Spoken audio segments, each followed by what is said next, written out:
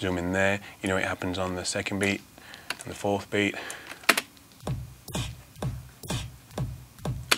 You know, it's a real basic thing. Again, we can go to a folder, pack the folder, makes a little thing. We can set the loop going there. Real quick way of getting some basic drums together.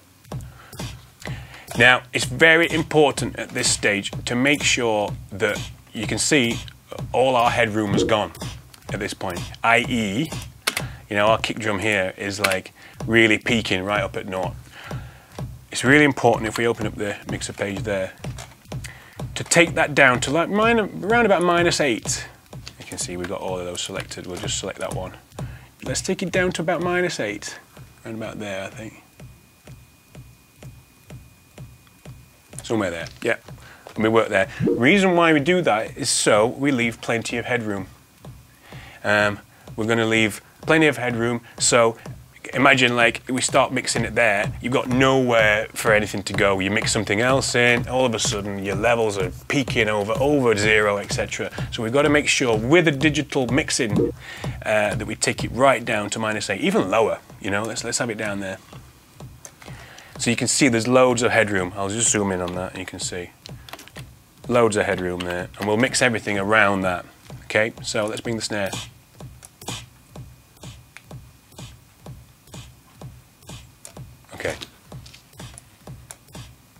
Okay, I'm not too keen on that snare, but we'll just leave it in there for now as a basic groove, basically.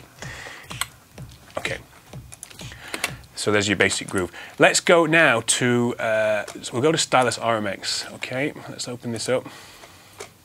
Stylus RMX is one of my absolute favorites, and it's a stock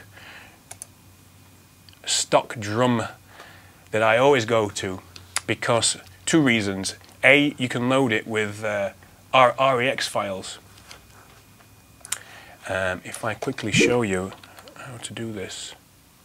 Right, if I go to the Finder, I go to Applications, and we go to REX, Stylus REX, Sage Converter. If we open up this thing there, basically this thing, if I click on that, what we do, it says import REX files. If you've got a bunch of REX files, sample CDs, whatever, Muteki stuff, the Vengeance stuff, lots of sample CDs now come as REX files. And the beautiful thing about those is you can drop them straight into this Sage Converter here. You literally drag them straight in onto this, and it will import the REX files, which will then, I'll show you, which will then, if you go to like part 1, for instance, we'll go there, they show up in your user library. There we go. We can see we've got, if I click on that, that's Grant Nelson's Studio Essentials, which I actually imported earlier. Okay, that's there. And these are, you know, these are the drum loops. These are actually REX files. And the beautiful thing is, we can now press play. So let's put some loops in there. Let's get a bit of a groove going, you know? I mean, again, there are different ways you can actually create a groove, but I actually like to start from a loop of some kind because that gives you a groove and a swing and a feel, you know? And that's what, you know, you can build your track from there. Sometimes when you're programming your own stuff, it can take a long time to actually program it. Not to say that it's bad, not to say it's wrong, and not to say that I don't do it, because I do it, but sometimes just a loop is all you need to just inspire you and sort of take you in the way you want to go with your drums. So let's go through these drums here. These are really nice. These are actually quite housey, so.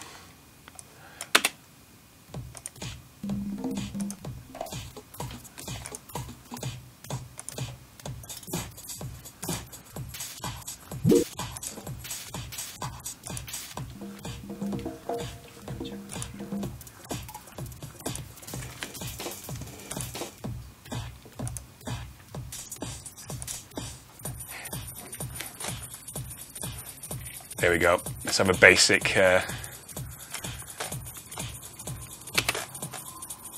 really like that. Let's have a basic pattern there. So, how Stylus works is, if I close the plugin, I zoom in on this now. What would it gives you? That's actually a MIDI part. If I double click on that, let me zoom out. You can see that that's actually a MIDI part. So that's the REX files MIDI'd. Okay. I'll come out of that, simply Now let's turn RX down. Okay, now we can go back to RX and we can keep building up a groove if we like. I don't want anything too complicated now. So let's go to part 2. Part 2 in RX, which corresponds to MIDI channel number 2, which is the second part that actually Logic created when you opened up the multi-timbal instrument, is here. So part 2, do the same thing. You go to user libraries. Make sure that we keep saving this as we go along, right? Very important.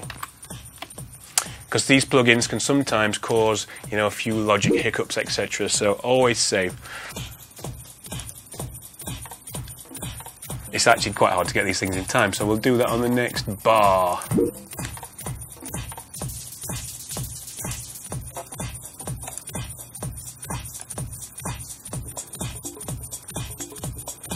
Let's have a little bit of a disco groove going, shall we? Again, we can stop that. We can simply drag this thing into there. Make sure you get it on the right channel. Okay, simply press L. Okay, now if you find that's too loud, we go to the mixer on REX and we can turn the volume of the loop there. Okay, something to stress here, I'm not going to go too much in detail with the beats because I've actually got a very special guest coming along, the one and only Steve Duda, who's developed a new plugin. Let me stop this a minute. He's developed a new plugin specifically for making beats called Nerve. This plugin isn't released yet, but he's going to come in and actually show us what it does in a situation like this, in a live situation. So I'm not going to do, I'm just creating a very, very basic groove for our sort of, you know, for the inspiration purposes.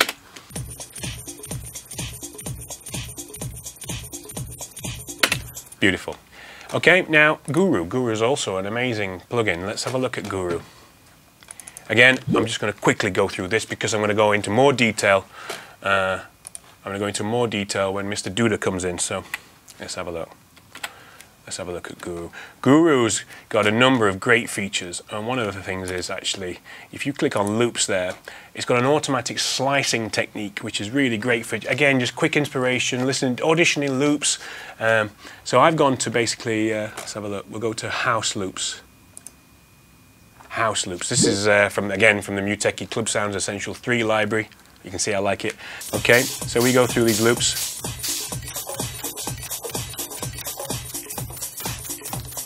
Let's get something like roughly rough, just for the purpose of, you know, throwing it together.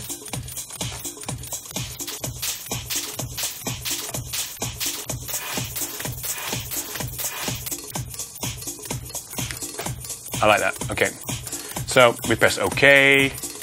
Now again, we can actually drag that onto there.